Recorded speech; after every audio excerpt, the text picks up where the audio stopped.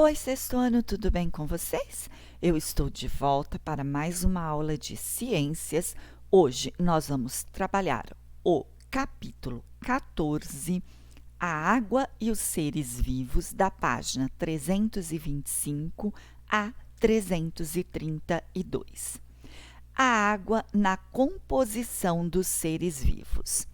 A vida, como a conhecemos em nosso planeta, só é possível graças à presença de água no estado líquido. Afinal, todos os seres vivos são constituídos por uma porcentagem de água, embora sua quantidade varie de espécie para espécie.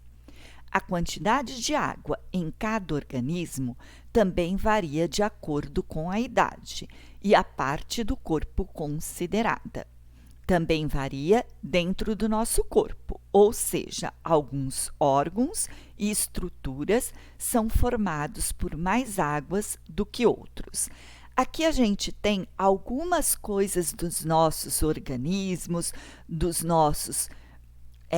da nossa parte de comida, aonde ele mostra a porcentagem que cada um teria. Lógico que aqui não estão todos, pessoal, só tem alguma parte, certo? Então, é interessante a gente dar uma olhada para a gente saber quanto de água que tem um tomate, certo? Quanto de água que tem no bebê dentro da barriga, quanto de água que tem os nossos músculos, aqui os nossos órgãos, tá vendo? Aqui os ovos, tá certo? A lagosta, a rã, o peixe, tá bem? Aqui a gente tem na espiga de milho, no alface, tá bem? Na cenoura. Então, cada elemento, cada ser vivo tem uma determinada quantidade de água no seu organismo. Alguns mais, outros menos. Então, isso aqui é interessante a gente olhar, porque nos exercícios depois, ele vai fazer algumas questões relacionadas a essa quantidade de água que está aqui em cada ser vivo. Continuando. A importância da água para o ser vivo. A água desempenha importantes funções no organismo dos seres vivos, como veremos a seguir. A água como solvente. O que é a água como solvente? A água atua como solvente de muitas substâncias, ou seja, ela dissolve essas substâncias, que são chamadas solutos. Esses solutos podem, então, reagir com outras substâncias, também dissolvidas, ou ainda ser carregados para outras regiões do corpo. É comum imaginarmos que apenas substâncias sólidas se dissolvem em solventes, como a água. No entanto, pense num peixe. Ele respira o gás oxigênio, dissolvido aonde? Na água. Nesse caso, a água é o solvente e o gás oxigênio é quem? O soluto. Será que o mesmo vale para substâncias líquidas? Sim. É nesse caso, o líquido em maior quantidade é considerado o solvente. Por exemplo, o álcool usado como produto de limpeza é encontrado nos mercados. É uma mistura constituída geralmente por 54% de água e 46% de álcool. Então, nessa situação, dizemos que a água é o solvente e o álcool é o soluto. A sobrevivência dos seres vivos depende de uma quantidade enorme de transformações das diversas substâncias que compõem seu corpo. Essas transformações, como veremos a seguir, só são possíveis graças a quem? A água. Hoje, devido a essa pandemia que a gente está tendo, a gente não precisa comprar o álcool com 70%. Então, quer dizer o quê? Se ele tem 70% de álcool, quer dizer que de água só vai ter o quê? 30%. Então, aí no caso, aqui ó, tá ao contrário desse. O comum que não deve ser usado nessa pandemia, 54% é de água e 46% é de álcool. Então, aqui a água é o quê? O solvente, e o álcool é o quê? O soluto. Esse que a gente está precisando comprar, que é 70% de álcool e 30% de água, o álcool vai ser o solvente e a água vai ser quem? O soluto, porque o álcool vai estar em maior quantidade do que a água. Por isso que a gente tem que usar esse de 70%, porque tem mais tem mais álcool do que água. E esse aqui não adianta, por quê? Porque tem mais água do que álcool, então não vai higienizar de forma correta. O que é solvente? Substância, como a água, que permite dissolver alguma coisa. O que são os solutos? Substâncias como o açúcar e o sal, que podem ser dissolvidos num solvente. Então, outro exemplo, sabe aquele refresco em pó? A gente não dissolve ele na água, então o refresco em pó, ele é o quê? Um soluto. E a água vai ser o quê? Um solvente, tá bem? Então, continuando. A importância da água para os seres vivos. A água como meio de transporte. Como será, por exemplo, que os alimentos que ingerimos chegam a todas as células do corpo? Durante a digestão, os alimentos passam por diferentes transformações físicas e químicas, até seus nutrientes serem absorvidos pelo nosso intestino. Do intestino, os nutrientes são transportados, dissolvidos na água, presente no plasma, componente líquido do sangue para todo o corpo. O sangue ele não está em todo o nosso corpo. Olha, tá vendo esses vasinhos vermelhos aqui? São a nossa rede sanguínea. Então, tá vendo quantos vasinhos vermelhos que a gente tem aqui? Tá certo? Então, quer dizer que esse sangue, ele está agindo como o quê? Como a água que está presente no plasma e que está em todo o nosso corpo. Tá certo? Então, a comida que a gente ingere, ela vai passar por essa água, ela passa por diferentes transformações físicas até seus nutrientes serem absorvidos. O que não é absorvido, o que não é nutriente, o que não é importante, ele é descartado. Ele é descartado aonde? Nas fezes, nas urinas, tá certo? E só fica as coisas boas no nosso organismo. E essas coisas boas, que são os nutrientes, elas vão para onde? Ser transportado. De que forma? Através da nossa rede sanguínea para todo o nosso corpo. Mas futuramente nós vamos aprender mais detalhadamente isso aqui. Aqui ele só está mostrando como que é feito esse transporte da água através do nosso organismo, tá bem? Que é através dos nossos vasos sanguíneos, tá certo? E futuramente nós vamos estudar detalhe por detalhe, não é nesse momento, tá bom? Nas plantas, a água também ajuda a transportar os nutrientes do solo, absorvidos pelas raízes até as folhas. Por isso, plantas como as laranjeiras, entre tantas outras, possuem vasos que conduzem esse líquido rico em água e sais minerais, conhecido como seiva bruta, para cima até as folhas. Outros vasos conduzem um líquido conhecido como seiva elaborada, rico em água e outras substâncias produzidas pela planta, como açúcares.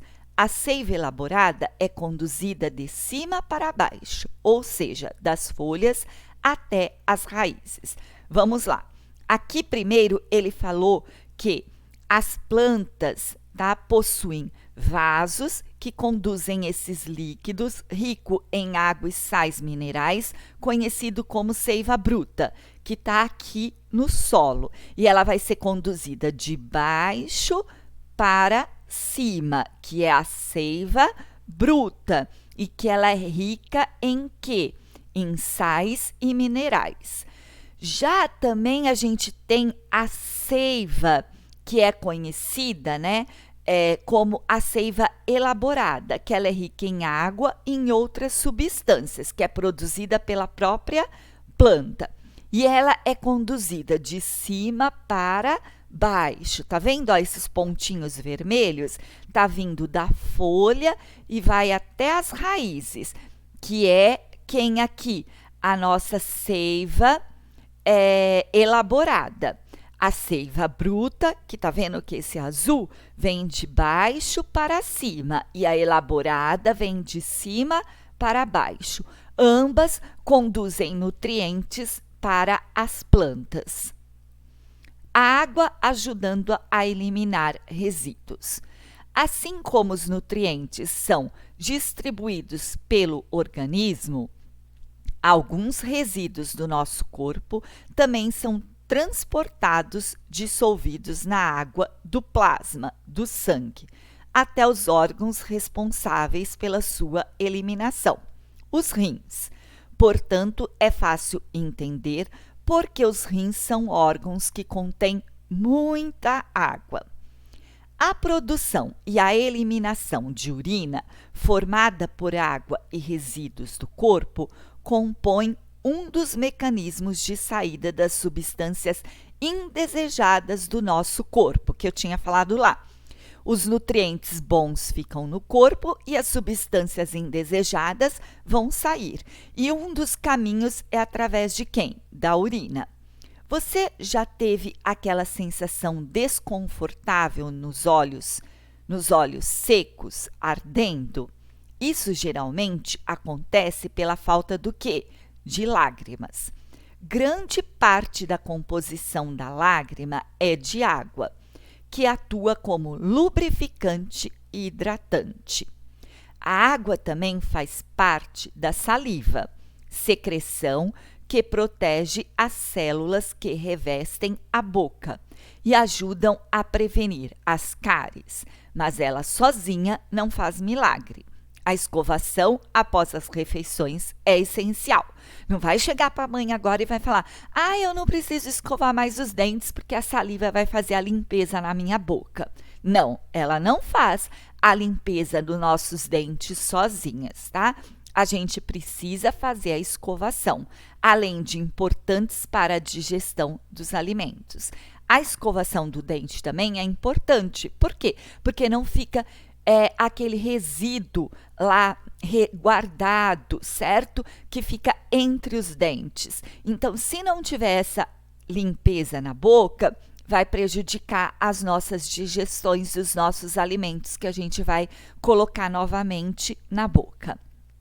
A água ainda está presente nas articulações, que são conexões entre os ossos, como joelhos, cotovelos, punhos, calcanhares e etc., servindo como lubrificante e permitindo que realizemos movimentos com maior facilidade. Com a idade, é comum sentirmos dores nas articulações, fato relacionado à diminuição da quantidade de água no corpo, entre outros fatores. Conforme as pessoas vão envelhecendo, a quantidade de água do organismo vai diminuindo. Por isso que as pessoas mais velhas vão perdendo peso com maior facilidade, perde os músculos, vai ficando mais só pele, enquanto que as crianças, os jovens, eles têm mais músculo, têm mais viscosidade na pele. Por quê? Porque eles obtêm mais água, eles retêm mais água no organismo. Então, as articulações das pessoas idosas, elas passam a doer mais devido a essa falta de água que tem entre as conexões dos ossos. A água também protege nosso corpo contra algumas substâncias. ou seres indesejados, como certos micro-organismos causadores de doença. O muco produzido no nariz, por exemplo, é rico em água e tem essa função. Aquele muco que a gente tem no nosso nariz, a função dele é proteger para que não entre certos micro-organismos causadores de doença no nosso organismo, no nosso corpo. Esse muco, ele é rico em quê? Em água. Por isso que a gente fala que a gente tem que tomar bastante água, tá certo? Por quê? Porque o nosso organismo, ele vai precisar de água para produzir determinadas coisas, determinados benefícios para o nosso organismo.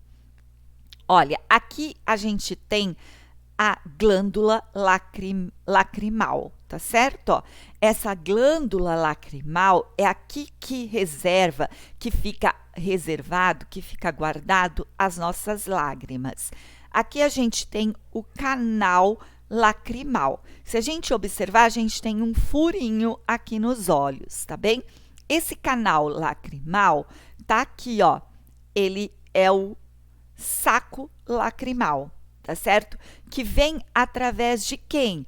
Do nosso nariz. Tá vendo, ó? O nariz, além dele fazer aquele muco para proteger contra a entrada de micro-organismos, ele também é importante para conduzir o saco lacrimal, tá certo? Para que a gente produza as lágrimas, para que possa hidratar o nosso olho, para não ficar tão ressecado, que foi o que ele disse aqui, ó, que ele é lubrificante e hidratante, tá? Dos olhos. Então, é importante isso também. Por isso que a gente diz que beber água, a determinada quantidade de água necessária no dia, é importante para que o nosso organismo funcione de forma correta.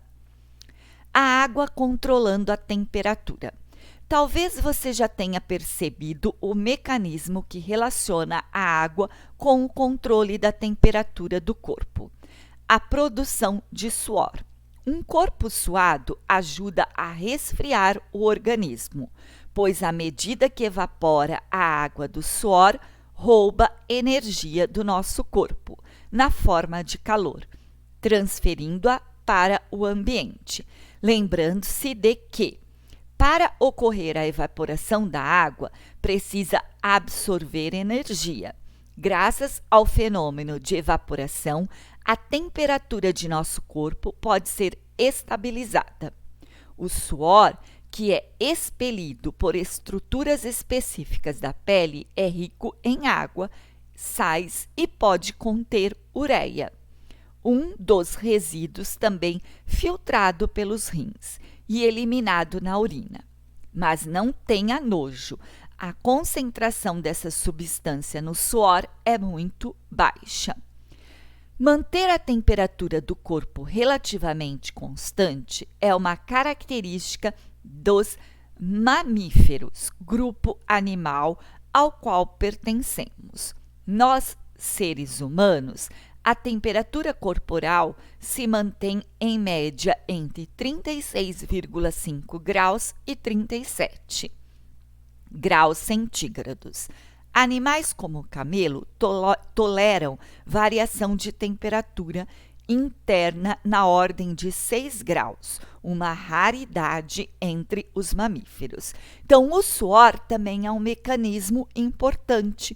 Por isso que quando a gente faz algum exercício físico, a gente corre ou a gente anda no sol, a gente vai suar. Esse suor, ele elimina também a ureia, que é produzida lá no nosso rim e que vai para a nossa urina, tá certo? Que é uma das substâncias não desejáveis no nosso corpo. Por isso que eu volto a dizer que a gente tomar bastante água é importante, porque ela também ajuda, de uma certa forma, a eliminar essas substâncias indesejáveis no nosso organismo. Tem o experimentando, verificando o controle da temperatura da página 331. esse experimento a gente vai realizar quando a gente voltar. Porém, eu falo o seguinte, é uma maneira bem simples que vocês podem realizar na casa de vocês e fazer o registro na apostila, tá? Seria interessante. Vocês podem fazer esse registro. Vou até propor uma coisa aqui para vocês. A hora que vocês, quem quiser realizar esse exercício aqui, ó, realizar essa experiência, filma, tá? Faz um videozinho e aí me manda lá naquele e-mail, que aí eu vou montar um videozinho de vocês fazendo as experiências para a gente colocar no nosso blog da escola. Seria bem legal. Vamos fazer isso?